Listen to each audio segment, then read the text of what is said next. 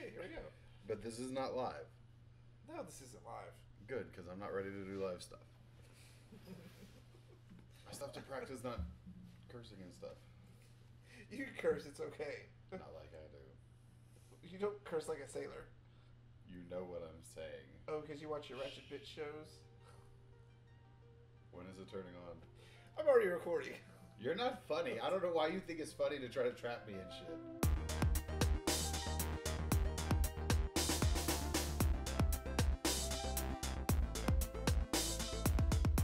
It's finally time for you to see the mysterious man behind the music of Kaiju Labs Media. My husband Phil is finally on camera, y'all. Hello, everybody.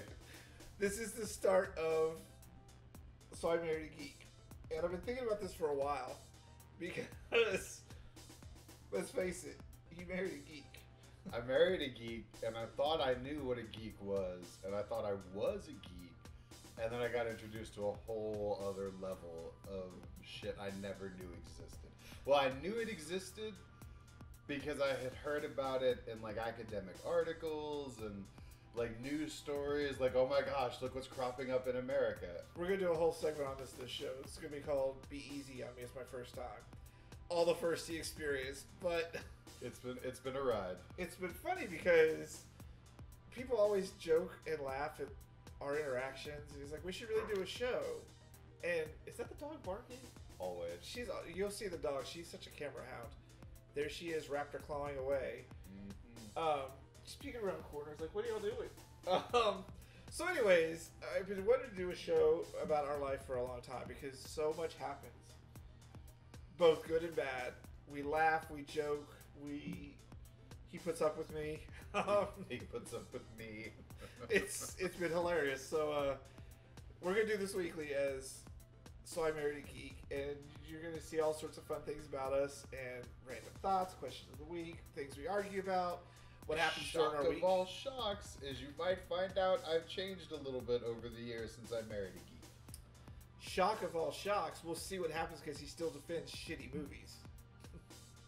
I'm not going to say shit right now. We'll get into that when we get into that. Okay. So yeah, this week we've had some fun. His hag's name is Angie, and she has this amazingly smart daughter. And I was talking to her yesterday, and I was talking to her daughter. She's watching this show called Mother Goose Clubhouse, and we were talking about how they're puppets and stuff. And I said, "You need to tell your mom you want to watch Boobah." Why would you do that? Like, Angie didn't know what Boobah was, and so she made Alora go away so she could watch. She goes, "You are wrong for this. You are very wrong for this." So, for those that don't know, Boobah is part of a kids show regime when it was like Teletubbies and weird shit. Like when our kid was a kid, like he liked Yo Gabba Gabba, Bear in the Big Blue House, but Boobah and Teletubbies were his thing. And Boobah are these like fuzzy balls with light up eyebrows that don't talk and make fart noises and come out of papaya seeds. Like, it is a whole nother level of drug-induced children's programming. Like, you thought Teletubbies was bad. Boobah is like an acid trip, as best as I can imagine an acid trip being. Like, they were on a special level of shit. yeah, and it's amazing the generation turned out the way it did. I know, right? Or should I have said we're surprised they turned out the way they did? So yeah, and I've also been getting ready for Halloween. I decided to start it. Like, we have a Halloween tree. I've got stuff up. I've made Beetlejuice pumpkin. We've had all sorts of fun. And the reason we decided to start it this week was because we do fan service on Tuesdays, and Harley and Jill come over. We just have the best. We just have like a party at night. We played board games this week, and we did Cards Against Disney, and that's Cards Against Anything is not fun with 3 people.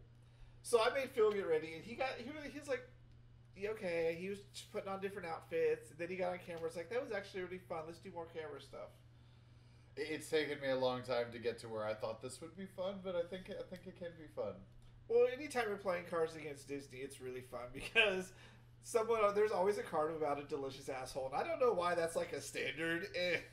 Every deck. Every has deck. to be one. Usually that ends our game, but we kept going because with Harley, Jill, me, and Phil, we're fucking crazy. Like, we're so much fun together. It's not even funny. Like, The fun part, though, was, like, they So Gavin and Harley and Jill are like super hardcore Disney fans. I know Disney. I grew up with Disney. I have not kept up with Disney. So I kept getting cards where I was like, well, whatever the fuck that is, here you go. And you're handing them over. And then they would read the clue. I was like, so what did I give you? Who is that? Because I have no idea what I just said. Like, who the hell was that? But, you know, I'm learning. I've been learning since I met Gavin. So yeah, we invite you guys to join us each week as we go over our life and things that happen in our week and just weird things we do. Today we're going to be talking about a constant argument we have.